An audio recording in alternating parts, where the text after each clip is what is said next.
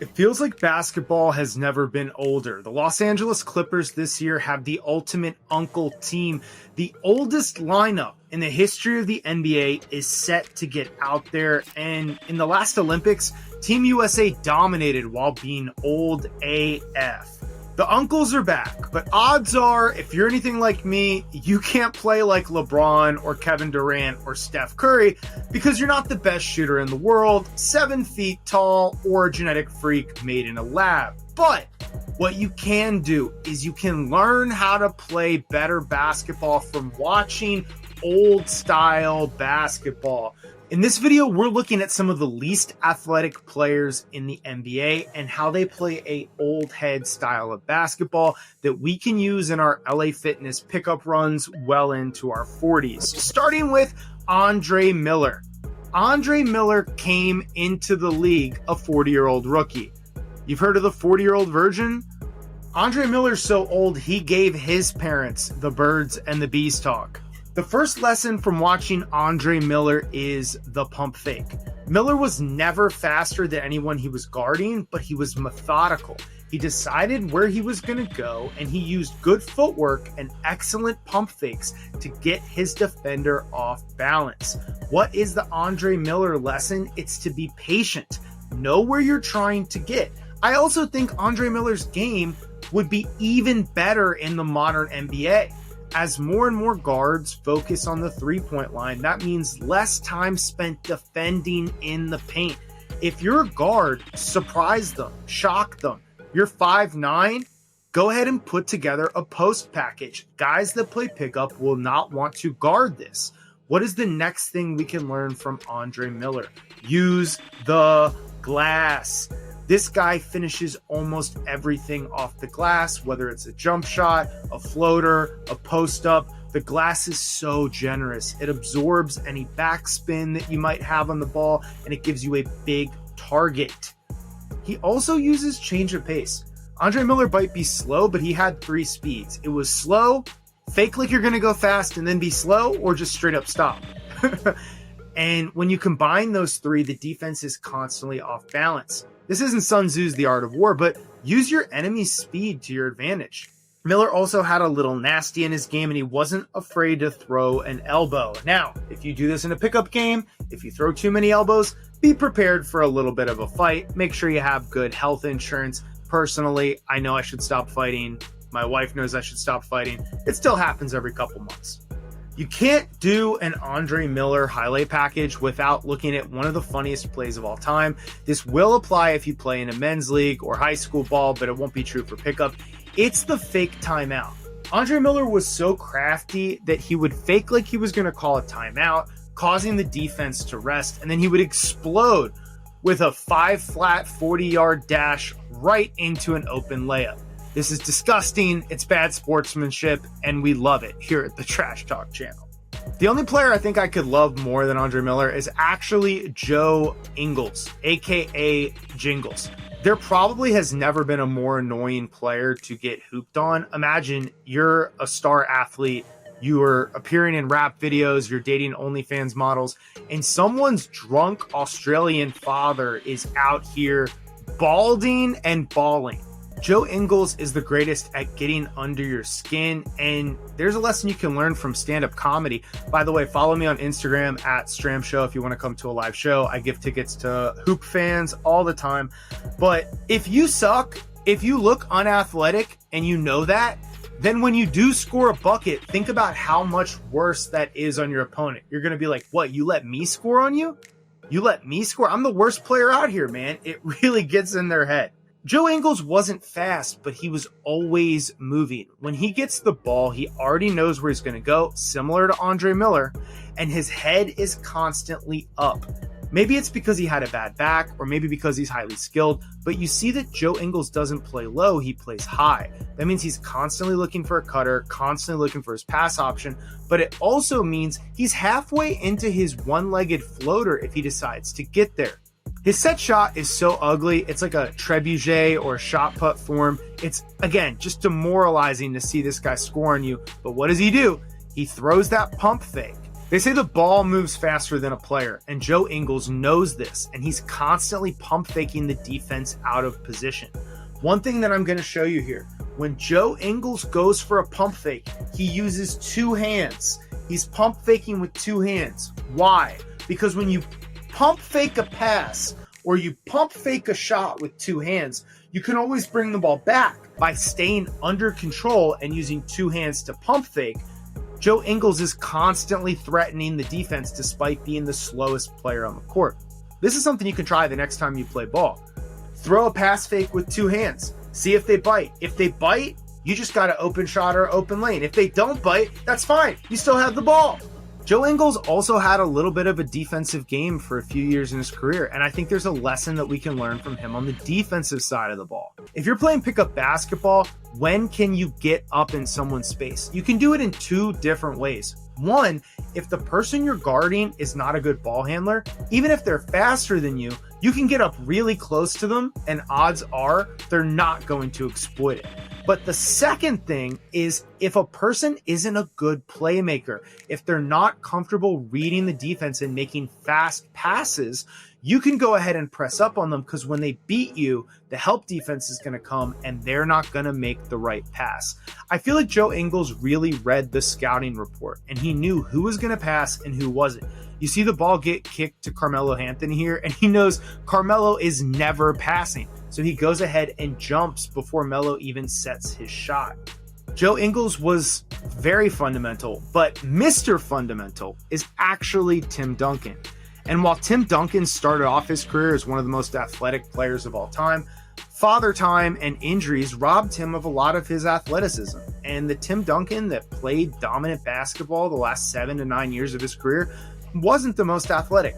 We're going to start with the catch in the mid post. When Tim Duncan catches the ball, he has a face-up mid-range game.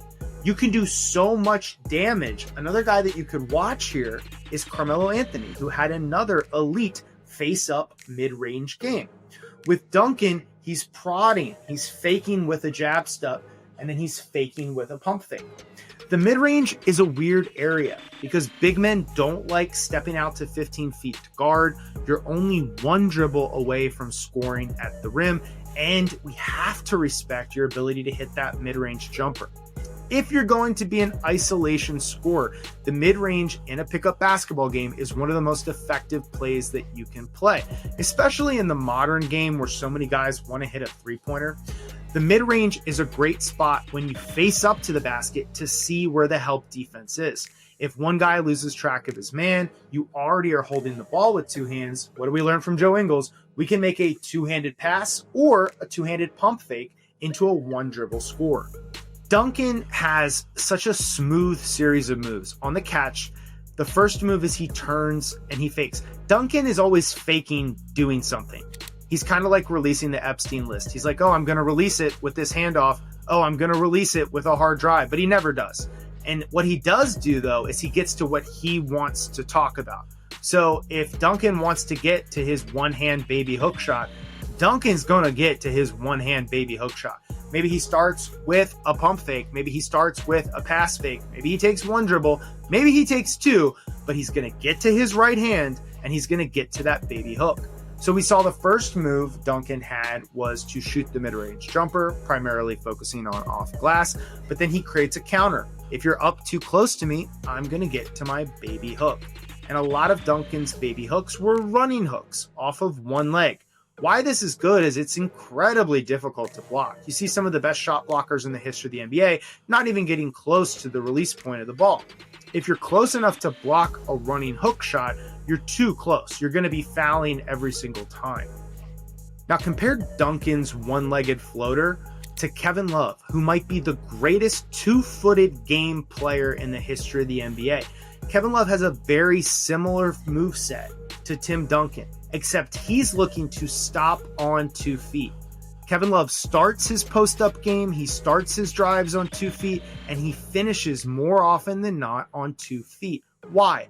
Kevin Love is not the most athletic player, and he has short T-Rex arms, couldn't scratch his nose if he wanted to. But when you play off of 2 feet, it's very similar to when you make a pass fake with 2 hands. When you stop with 2 feet, you control when you go back up because you're not in a travel position. Once you pick your pivot foot up and you start a 1-footed floater, you can't undo that. You can't unring that bell. But when you're slower like Kevin Love, you can play off of 2 feet and read the defense. If the defense is pressuring you, give them a simple pump fake, they go flying by. If the defense isn't aggressive enough, you can explode off of 2 feet and get right back into that baby hook. But notice how Kevin Love keeps going up off of 2 feet. This gives him a good base, it gives him good balance, and it allows him to score consistently over taller, longer, more athletic defenders, which is what we want to be doing as the unathletic older heads. And Kevin Love would get into this 2-leg game from the post with a crab dribble, but he would also get into it off of an attack dribble. You can see him drive in the lane and look to stop on 2 feet. What can we learn from Kevin Love's defense? Well, this was a guy who early in his career was just getting cooked constantly. But Kevin Love also gave us one of the most famous defensive segments of all time when he stayed in front of Steph Curry in a pivotal finals game. So what did Kevin Love learn that made him a decent defender in the middle parts of his career? Well, there's a couple principles. One, you have to move your feet. If you're not the fastest person, if you don't have the longest arms, you have to constantly move your feet. You have to constantly stay in motion, and you can't give up on the play. When you watch Kevin Love play defense in his prime, you'll see him get beat, but he does not give up on the play. He runs back and either gets in a rebounding position or he picks up another player to guard. And so you really see Kevin Love shine not as a primary defender, not as a help defender, but he is elite at helping gather rebounds and guard players off of a missed shot.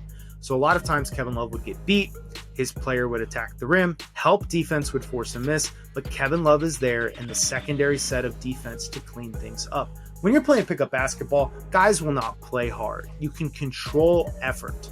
And speaking of controlling effort, there might not be a player who gives more effort than Josh Hart. Josh Hart is a weird 6'4.5" hybrid power forward / shooting guard who came in the NBA not really being able to shoot, but he guards like a bulldog and he developed a decent catch and shoot game. And now he's one of the more valuable role players in the NBA, helping lead a Knicks team deep into the playoffs. What can we learn from how Josh Hart plays basketball? Well, one of the first things I noticed watching his tape is he constantly does wrong-footed layups. That means learning how to make a layup with the left hand on the left side with the left foot, learning how to make a layup on the right side, jumping off of your right foot. The second thing that Josh Hart does constantly is he attacks before the catch. Now, this is risky, but instead of waiting on the ball to come to you when someone's making a pass, you can start moving towards the ball. That lets you get all of your speed and all of your momentum in play before the defense even realizes that you're making the catch. Josh Hart also makes contact with intent. When he touches people, there's a purpose behind it. Now, he uses his shoulder to push, but he does not use his arm to shove. If you're playing pickup basketball without refs, guys are not going to want to call an offensive foul just because you push them with your shoulder. Now, when Josh Hart guards people, he does a really good job of touching them every time except before they shoot. Look at how he guards SGA in this one possession. Josh Hart is touching him, and then as soon as SGA goes up for the gather, he pulls his hands back, like telling the ref, look, I'm not anywhere near him.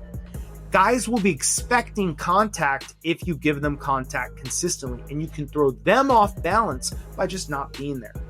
I call that attacking before the jump, and Josh Hart is one of the best players at it. Notice how he attacks the player, causes them to lose momentum, but he does not attack them when they go into the shooting motion. In the shooting motion, he's constantly trying to get away from them. But before they go into the shooting motion, he's attacking them, removing their momentum, and going at the ball. Well, that's going to do it for this video. If you love basketball as much as I do, don't forget to like, subscribe. If you like stand-up comedy, I'm probably coming to a town near you. Hit me up on Instagram at StramShow. I'll get you some free tickets. And hey, maybe we even play some pickup basketball in your city. Comment below if you love basketball. Trash Talk out.